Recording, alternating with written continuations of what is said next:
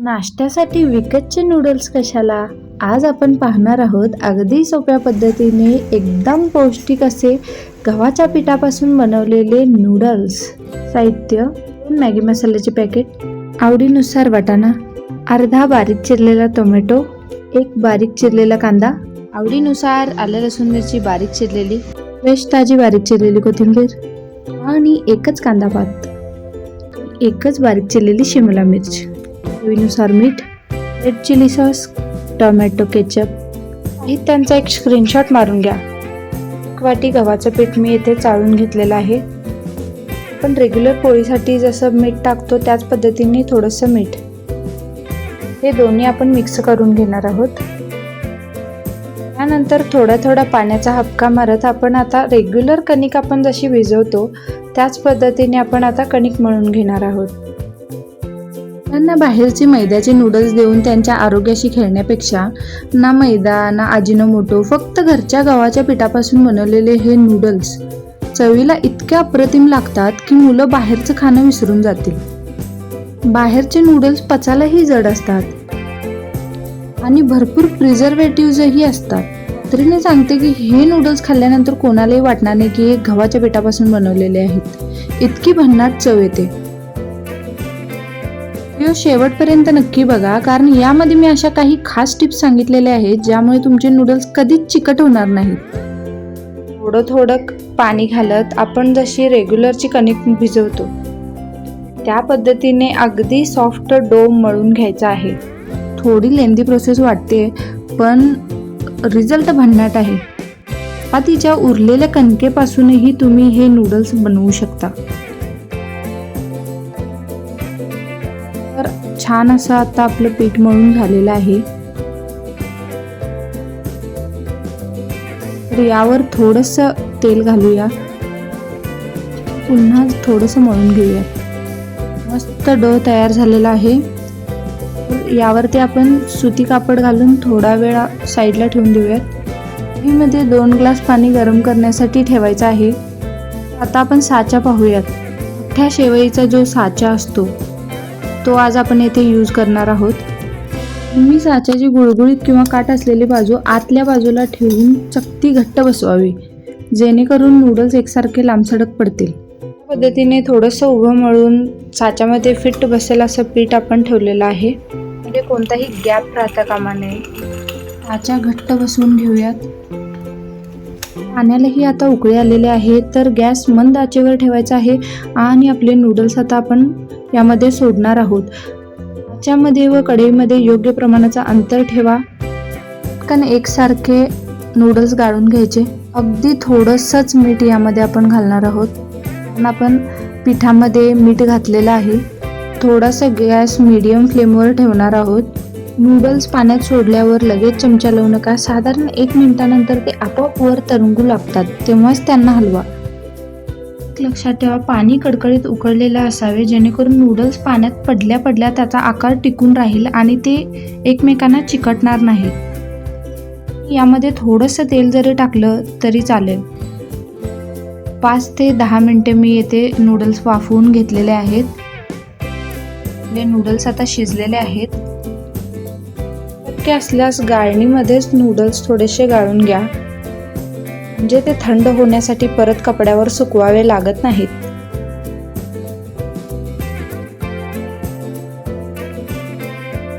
थोडीशी वाफ निघून गेल्यानंतर आता आपण यामध्ये पाणी घालणार आहोत. 2 ते 3 वेळा पाण्याने लगेच पटकन धुवायचे आहेत, म्हणजे ते पटकन थंड होतात आणि स्टिकी होत नाहीत. 2 ते 3 वेळा स्वच्छ धुतलेले आहेत. तर आता तुम्ही पाहू शकता हे नूडल्स एकदम सेपरेट झालेले आहेत. सगळ्यात महत्त्वाची ही प्रोसेस आहे, त्यामुळे तुम्ही स्किप करू नका. स्वच्छ पाण्याने 2 ते 3 वेळा ह्याला प्रॉपर वॉश करून घ्या. यातील पाणी निथळून पूर्ण कोरडे होऊ द्या. पद्धतीने 5 मिनिटानंतर आपले नूडल्स आता कोरडे झालेले दिसत आहेत. तर आता आपण याला मस्त फोडणी देऊयात. तेल गरम झालेलं आहे, तर यामध्ये आपण आता बारीक चिरलेला कांदा घालत आहोत. कांदा मस्त खरपूस गोल्डन ब्राऊन कलरवर भाजलेला आहे, तर यामध्ये आता आपण बारीक चिरलेला टोमॅटो घालूयात. वाटाणा घालणार आहोत, शिमला मिर्च. तुम्हाला ज्या भाज्या आवडतात त्या सगळ्या यामध्ये घालून मस्त भाजून घ्या. मंद आचेवर 5 ते 10 मिनिटं भाज्या भाजून घ्यायच्या आहेत. भाज्या भाजून झालेल्या आहेत, तर आता आपण यामध्ये बारीक चिरलेली लसूण, आलं, हिरवी मिरची घालणार आहोत. थोडंसं हे भाज्यांमध्ये मिक्स झाल्यानंतर 2 पॅकेट मॅगी मसाला मॅजिक घालणार आहोत. मला हे नूडल्स बनवायला जेन्युइनली अर्धा तास लागलेला आहे, पण व्हिडिओ बनवत तुमचं पटकन होऊन जाईल. जरी पॅकेटवर लिहिलं असलं तरीही. मसाला थोडा वेळ भाज्यांमध्ये परतून घ्यायचा आहे.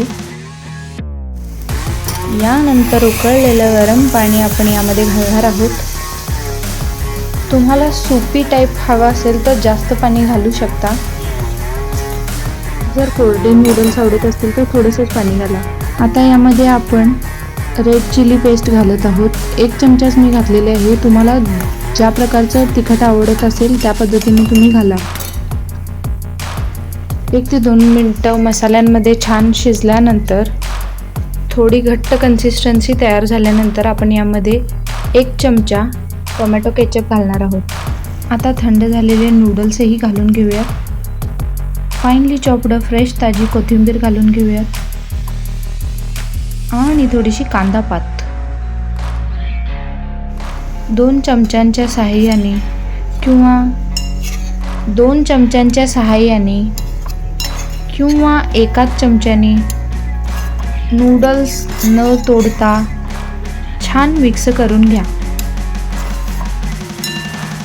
मिक्सिंग खूप महत्त्वाचे आहे, त्यामुळे ते योग्य पद्धतीने व्यवस्थित करा. 2 ते 3 मिनटं असंच परतून घेऊन आपले भन्नाट असे नूडल्स तयार होतील. तर लगेचच गरम गरम सर्व करून घ्या. कसे वाटले हे विना मैदा आणि विना अजिनोमोटोचे पौष्टिक गव्हाचे नूडल्स? नक्की घरी बनवून पहा आणि तुमच्या मुलांनाही खाऊ घाला. वेळ काढून हा पूर्ण व्हिडिओ पाहिल्याबद्दल तुम्हा सर्वांचे मनापासून खूप खूप आभार. जर तुम्हाला ही रेसिपी आवडली असेल तर व्हिडिओला लाईक करायला विसरू नका आणि आपल्या मित्रमैत्रिणींसोबत हा व्हिडिओ नक्की शेअर करा. पुन्हा भेटूया अशाच एका चटपटीत आणि हटके रेसिपीसह. तोपर्यंत धन्यवाद आणि नमस्कार.